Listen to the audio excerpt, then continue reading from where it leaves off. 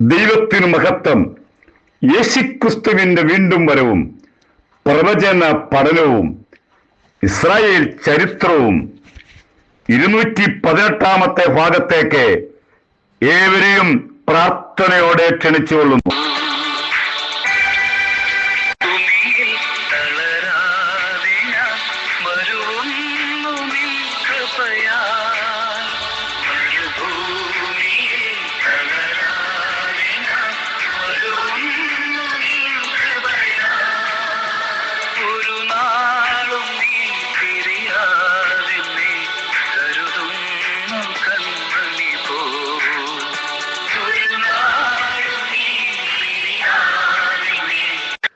ഇന്ന് യെശയ്യാവിനെ പറ്റിയാണ് ക്ലാസ് എടുക്കുന്നത്.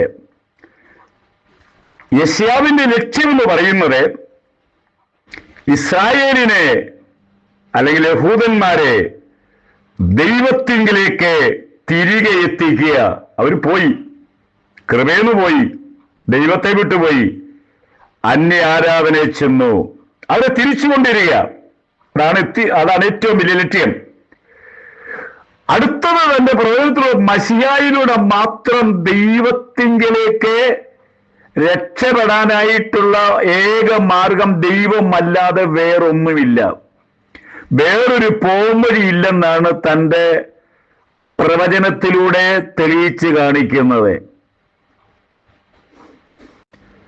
യേശുക്രിസ്തുവിന്റെ ജനനം മുതൽ തന്റെ മഹത്തരമായ ഭരണം വരെയും പ്രവചിച്ച ഏക പ്രവാചകനാണ്. ഇത് ഏറ്റവും വലിയൊരു പ്രവാചകനാണ് യെശയ്യാവ്.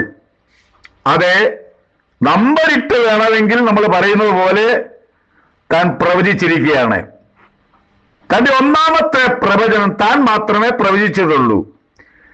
യേശുക്രിസ്തുവിന്റെ ജനനത്തെ പറ്റി യെശയ്യാപ്രവചനം 7-ാം അധ്യായം 14-ാമത്തെ വാക്യം എല്ലാവർക്കും കാണാപ്പാടമാണെങ്കിലും ഇദ്ദേഹം മാത്രമേ പ്രവചിച്ചുള്ളൂ.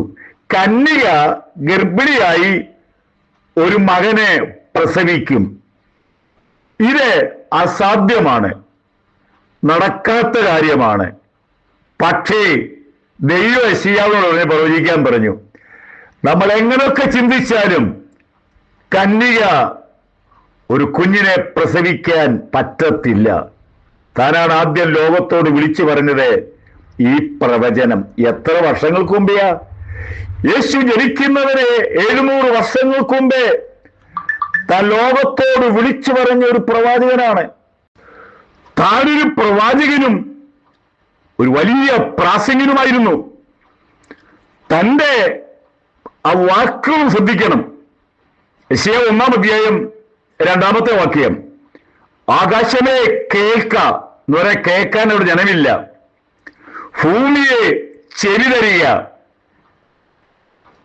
എന്നിട്ട് പറയുന്നു യഹോവ അരുളി ചെയ്യുന്നെന്ന് എന്ന് പറഞ്ഞാൽ തന്റെ ഒരു വാക്കും അവിടെ ഇല്ല.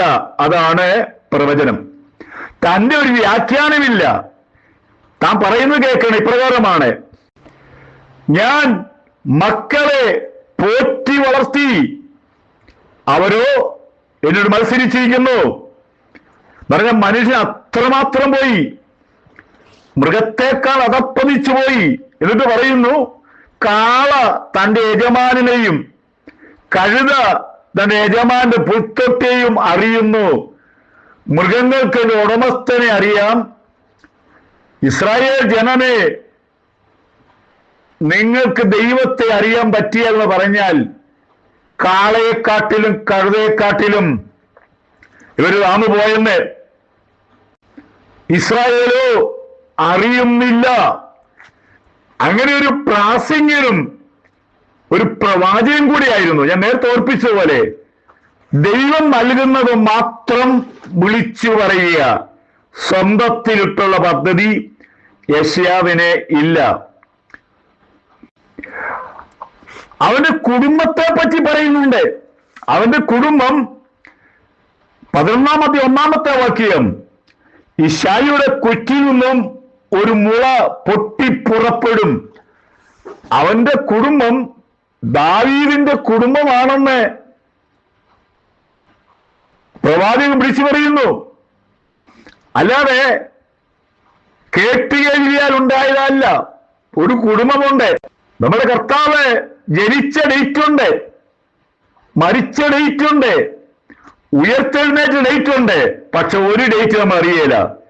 നമ്മുടെ കർത്താവിന്റെ വരവിന്റെ ഡേറ്റ് മാത്രം അറിയേല. അത് പ്രവചനത്തിലൂടെ പറയുന്നു മാത്രമേ ഉള്ളൂ.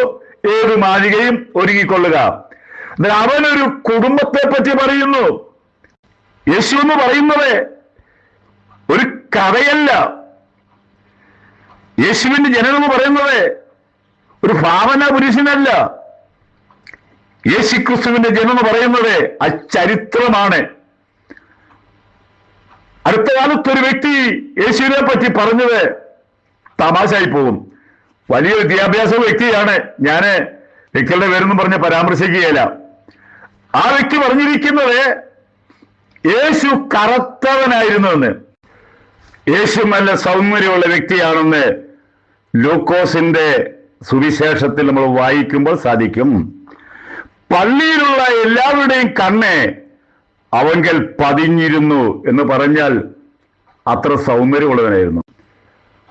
അടുത്തത് പറയുന്നത് യേശു കാലിഫോർണിയക്കാരനായിരുന്നെന്ന്. എന്തൊരു തമാശയാണ്!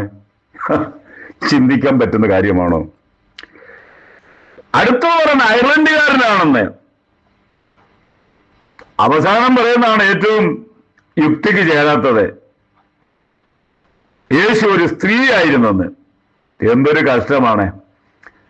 ലോകത്തിലെ എത്ര വിദ്യാസമ്പന്നനായിരുന്നാലും യേശുവിനെ പറ്റി പഠിക്കണമെങ്കിൽ ഉൽപ്പത്തി മുതൽ വെളിപ്പാട് വരെയുള്ള 66 പുസ്തകവും വായിച്ചാലേ യേശുവിനെ പറ്റി അറിയുള്ളൂ. ആരെങ്കിലും എന്തെങ്കിലും പറഞ്ഞാൽ വിളിച്ചു കൂവുന്ന പദ്ധതിയൊക്കെ പണ്ഡിതന്മാരെന്ന് അഭിമാനിക്കുന്നവർ നിർത്തുക. കാരണം അവനൊരു കുടുംബമുണ്ട്, അവനൊരു ജന്മസ്ഥലമുണ്ട്, അവൻ മരിച്ചടക്കപ്പെട്ട കല്ലറയുന്നുമുണ്ട്. എന്നിട്ടാ വിളിച്ചു പറയുന്നത്. നമ്മുടെ ആളുകൾ ചിന്തിക്കുന്നത് എന്തെങ്കിലും വലിയ ഡിഗ്രി ഉണ്ടെങ്കിൽ അവനെല്ലാം അറിയാവുന്നതാണ്. ആ ഡിഗ്രി മാത്രം അറിയാം, ആ പഠിച്ചതിൽ മാത്രം അറിയാം, അല്ലാതെ അവൻ സർവജ്ഞാനിയൊന്നുമല്ല. സർവജ്ഞാനി ആകണമെങ്കിൽ ആരെ കൊണ്ടും പറ്റുകയില്ല, ദൈവത്തെ കൊണ്ടേ പറ്റുകയുള്ളൂ. യേശുവിന് ഒരു കുടുംബമുണ്ടായിരുന്നു.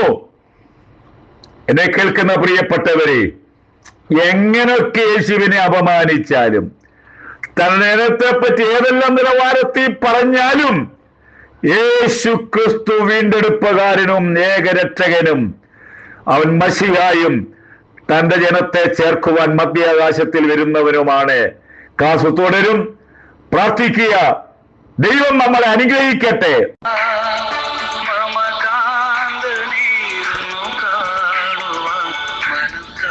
നമ്മുടെ കർത്താവ് വരാറായി. ഭാരതത്തിൽ വലിയ ഉണർവുണ്ടാകാൻ പോകുന്നു. ആ ഉണർവിന്റെ അംഗങ്ങളാകുക. ദൈവം നമ്മളെ അനുഗ്രഹിക്കട്ടെ.